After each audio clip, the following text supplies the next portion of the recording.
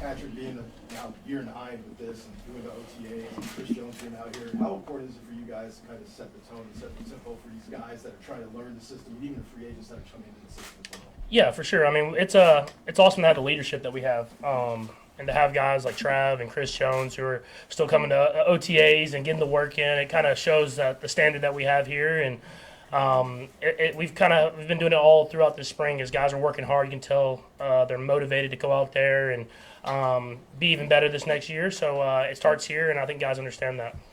Patrick, you're still months away from actually turning 30, but I do wonder if you're starting to have any sense of, how long you've been around all of a sudden, and what just what your view is from now back to when you first got started, how different it might feel physically and mentally.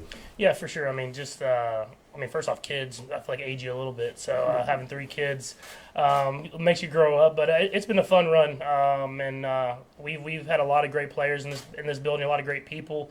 And so it makes it enjoyable to come to work every single day. And I still got some guys with me that have been there the whole time. And then adding new guys gives you a new juice and a new spirit to go out there and be even better. And so a lot of young guys now, so just trying to relate to them as much as I can.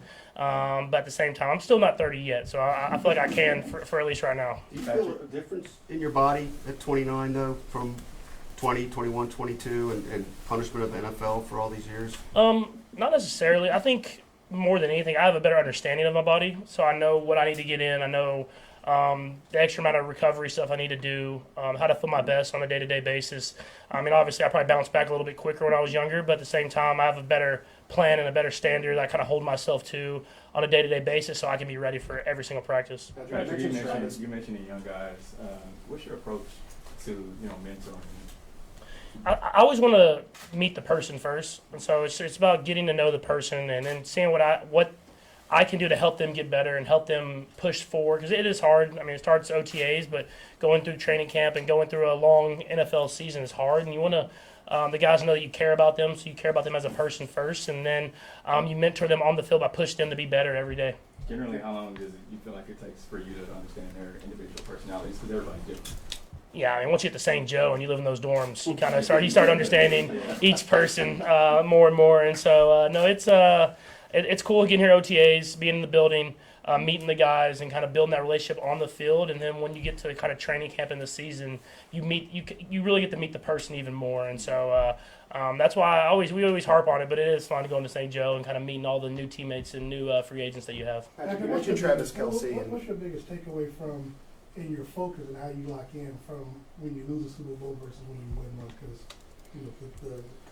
yeah, I mean it's hard. I mean I feel like I focus every year because I know how special a run that we're on, and how many years left I'll have with all these great players and a great team. Every team's different, and you don't want to miss an opportunity. But I mean, obviously, when you lose a Super Bowl, I think there's sometimes in those workouts where you may be a little tired. You have that extra added motivation to finish even harder, finish even stronger. And I mean, I think it'll be good for us at the end of the day. I mean, obviously, looking back, you want to win the game, but a lot of these guys hadn't ended the season on a loss that are on this team now. So I'm sure they'll be motivated to go back out there and try to find a way to get to the Super Bowl and win it this year. Patrick, you mentioned Travis and him being here. I guess what's your sense of the shape he's in and the motivation to, like, if this is the last ride, to sort of make it count? I mean, if it's the last ride, you would never know. I mean, the way he's talking about football, the way he's talking about working and trying to be even better this year than he was last year. I mean, he's not. It doesn't seem like a guy that it's his last ride. Like he's tired of the job. I mean, he's in here, he's working, and I know his body feels good. I think it feels better than even last year before going into last season. Just because I think he's motivated to go out there and have an even better year than he had this last. Patrick, I know you're the ultimate sports fan, and I'm sure you grew up watching those Thanksgiving Day games with the Dallas Cowboys. What's it going to be like to play in one of those? Yeah, it's gonna be special. I mean, I've wanted to play at Cowboy Stadium, obviously, just because I haven't got the opportunity to actually play in the game. We played my first year we were there. I was at the game, but I didn't get to play. And I'm growing up watching those games, going to those games was a special experience with me and my family. So I'm excited to get everybody there, and then to play on Thanksgiving. I mean, you're Thanksgiving in Texas, you're watching the Cowboys play, and so it'll be a special moment. I know those ticket prices went up a little bit for me, but other than that, I mean, it's gonna be cool to play on Thanksgiving, have the prime time, have that 3 o'clock kick, and be able to go out there and play in front of hopefully a lot of my friends and family. Have you been to one of those Thanksgiving games? I haven't been to a Thanksgiving game. I obviously went to a lot of games growing up, and I played it there when I was in college. So it'll be exciting. And my son's birthday is the day after, so hopefully we can find a way to win and then get to celebrate my son's birthday the day after that. Sam? Patrick, a couple things. What's the importance of having Travis out here?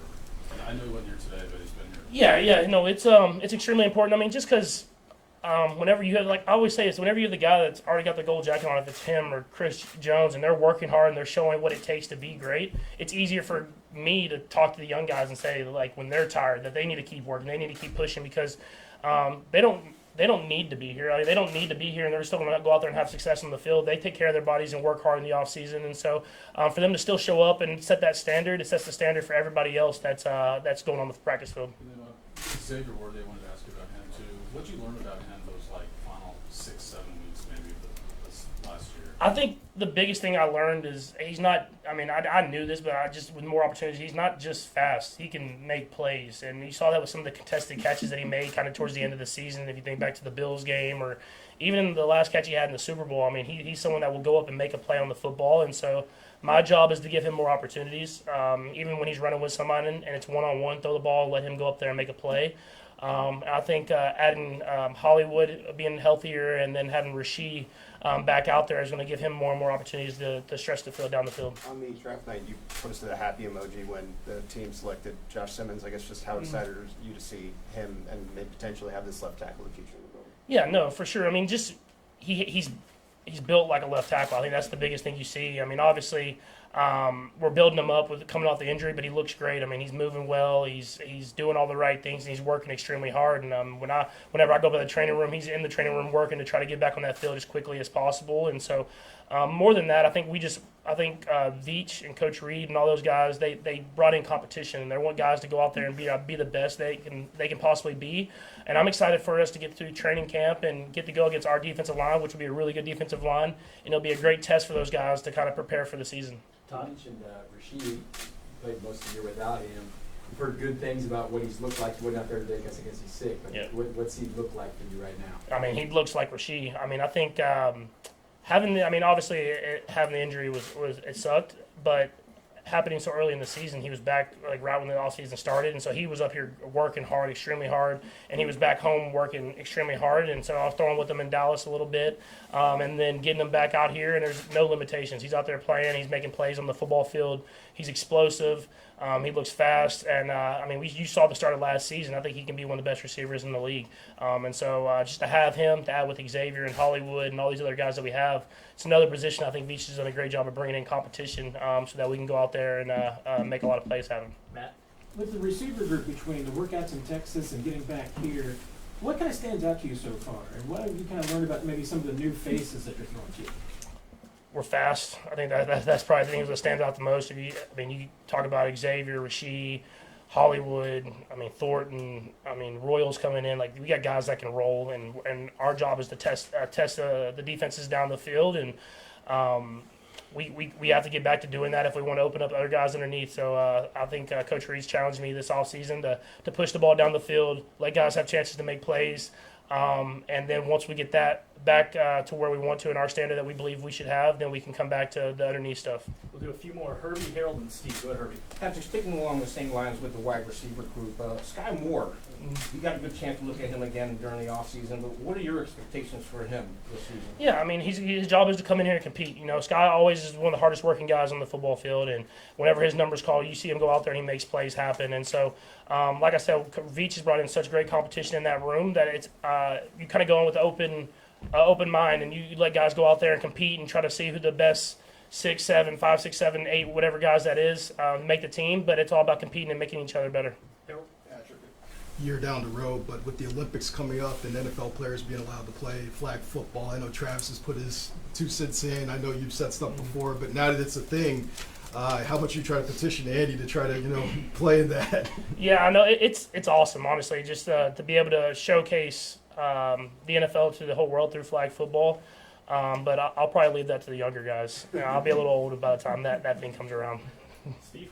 Patrick, Pop went back to school, got his degree. What does that say about him that he's willing to be able to go together? Yeah, for sure. I mean, that's what you want in life. It's obviously we want to win football games and we want to win as many Super Bowls and everything as possible. But we want to become better people. And for Pop to go back and to get his degree, because I mean he's an NFL player. He doesn't have to do that, and he wants to make not only himself better for the community, but generations to come and his family better by saying that he has a degree, and that's special. And I'm happy for him.